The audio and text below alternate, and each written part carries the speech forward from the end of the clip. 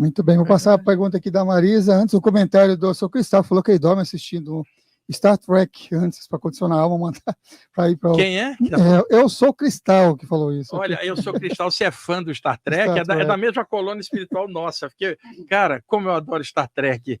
Eu cresci vendo Star Trek, né, na TV na época, e eu tenho todas as fases, a fase do Kirk com o Spock ou McCoy, a clássica, eu tenho tudo em DVD, em Blu-ray, cara. Eu tenho o Next Generation, que é a turma do Picard, do Riker, do Wolf. Tenho logo depois a Deep Space Nine, que eu adoro também, depois a Voyager, depois a outra fase que teve com o Steve Bakula, e agora tem duas que estão passando, né? Uma com a época do Capitão Pike, que é 10 anos antes do Kirk, e a outra com aquela atriz morena muito bonita que está fazendo o Star Trek no futuro. Então eu acompanho, cara, eu assim como vocês, eu adoro série de ficção científica. Eu cresci assistindo Túnel do Tempo, Viagem ao Fundo do Mar, Terra de Gigantes, National Kid, depois na década de 70, Ultraman e Ultra Seven.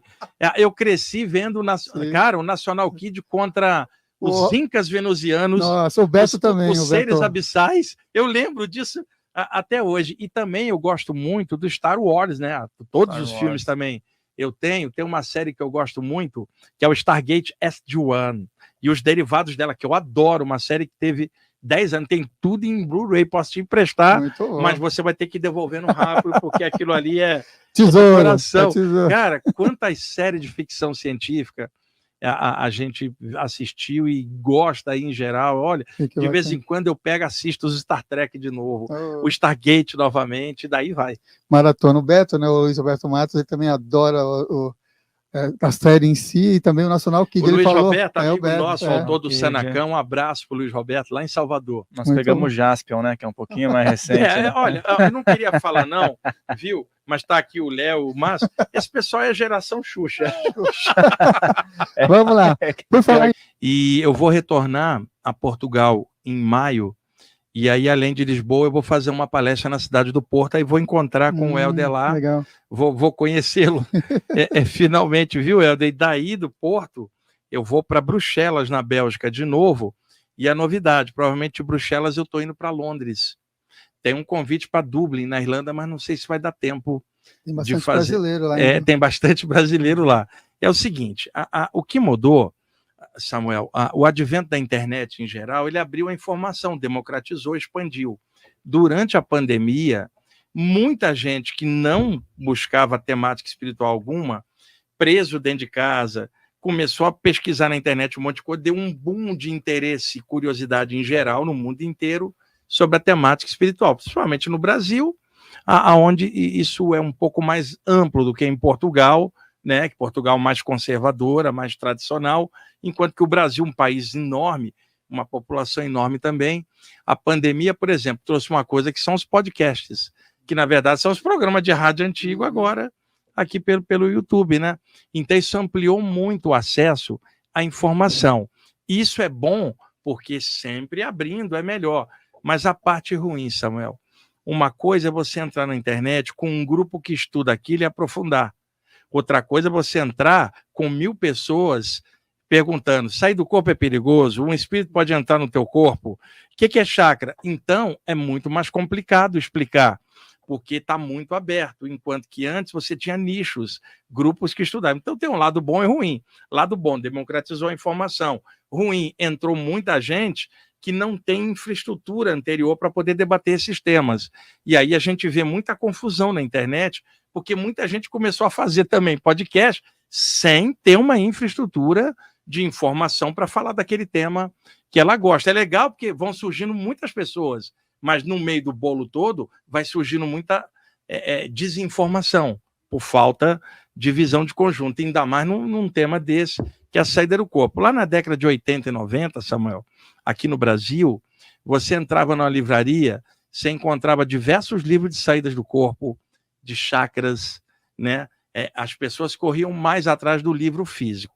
Com o advento da internet, as pessoas deixaram de pegar o livro físico e acham que na internet ela vai achar tudo. E não dá, você precisa dos livros básicos para poder aprofundar. Isso é ruim, porque a pessoa não valoriza tanta informação. Tem tanta informação espalhada que ela agora não valoriza a informação mais especializada numa obra séria. Naquela época se valorizava muito o livro, e era mais gente focada. Hoje está mais aberto. Quer dizer, tem vantagens e desvantagens em relação à pergunta que ele fez. Em Portugal, quando eu estive lá em setembro, tinham 180 pessoas na palestra que eu fiz em Lisboa e 180 num curso que era sobre chakras e bioenergia. E foi gente lá, inicialmente, eu achei que iria mais os brasileiros, mas 70% eram de portugueses, mostrando que também lá, depois da pandemia, a informação abriu muito.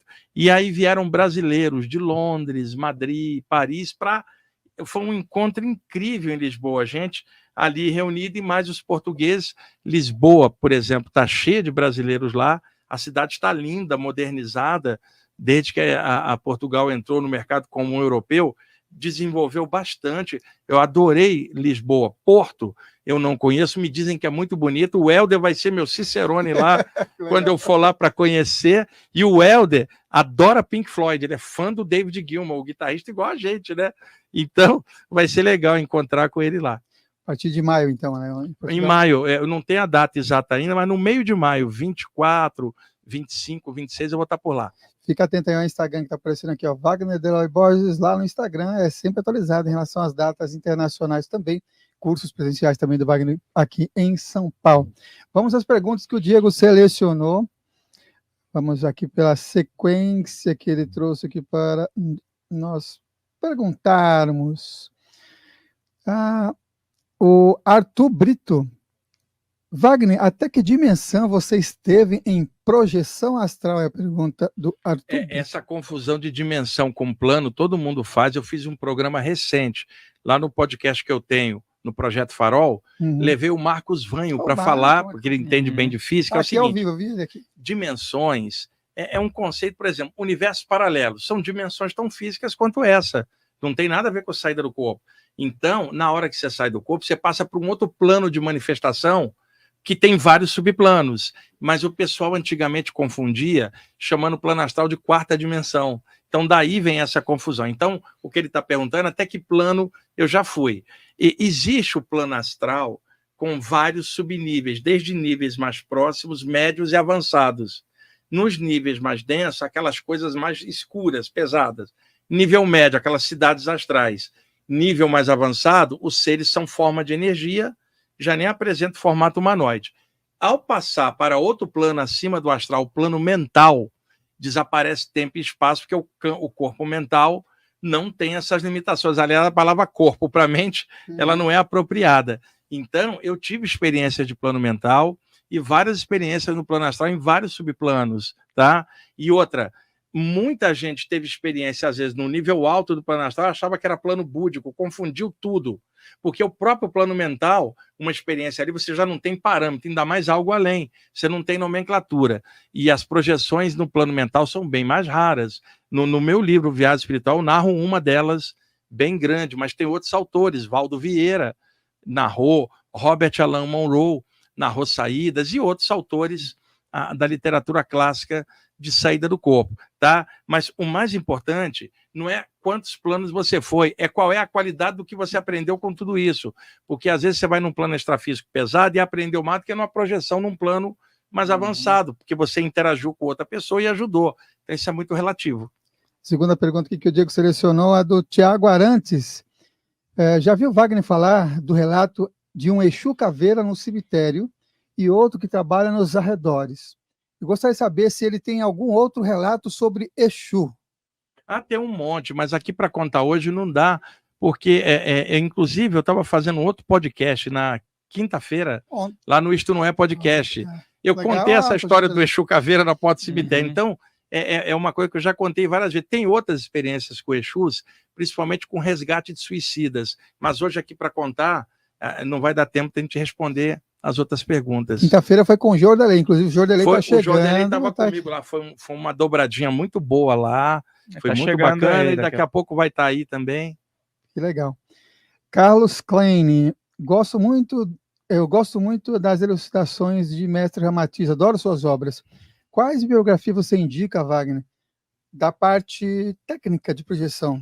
Olha, na literatura do Ramatiz não tem muita coisa. Na literatura clássica, psicografada pelo Hercílio Mais. Por exemplo, o livro Elucidações do Além, as últimas partes são capítulos sobre prana, chakras do pretérico, ajuda a entender.